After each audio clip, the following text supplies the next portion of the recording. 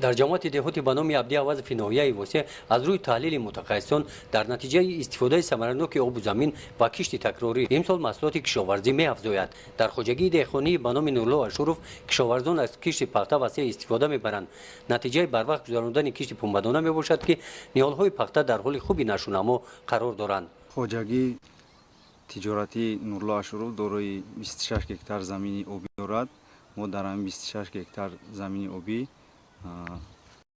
پخته کش کردگی هستیم. از سببی که پخته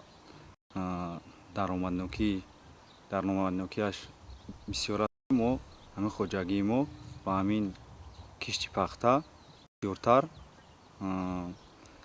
مشغول است و خیلی که شما دیده سودین پخته نشوناموش خوب است. کارکردی بین قطاره هاش سری وقت کرده سودیم.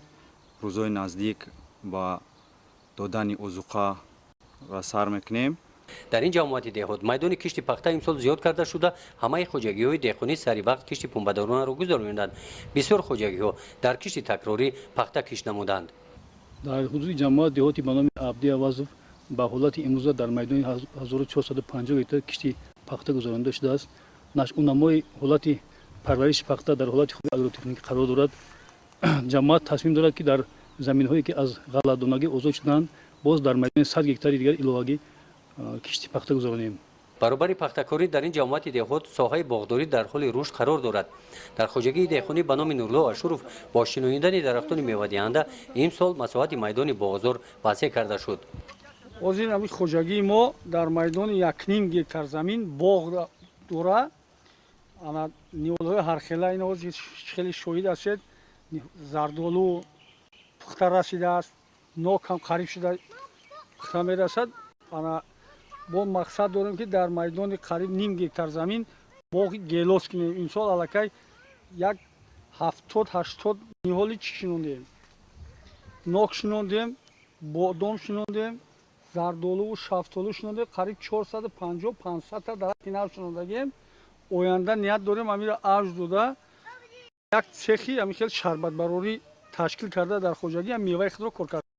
قابل ذکر است که یکی از بخش‌های پیشبرنده اقتصادی تاجیکستان و با جای کار تامین نمودن اهالی ساحه کشاورزی بوده. رشد آن سالهای اخیر در سطح استوار قرار دارد.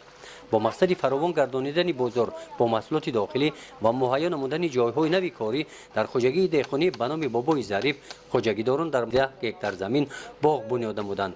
قسم زیادی این باغ را درختان زردالو تشکیل می‌دهند. مساحت قریب 4 گکتار باغ سال سوم می‌شود که حاصلش جمع‌آوری کرده می‌شود.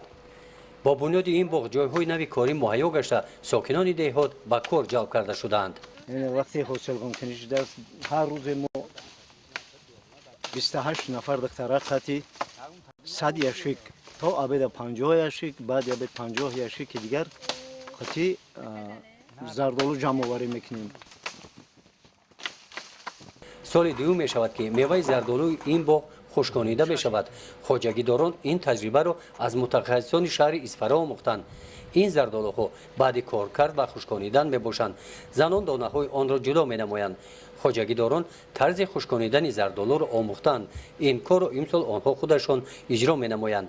زردالوی خشک کرده شده در این خواجگی صادرات کرده می شود. گزارش خواجه نظریف خدای نظر ظهورов از ناحیه واسه برای برنامه اطلاعاتی نوید.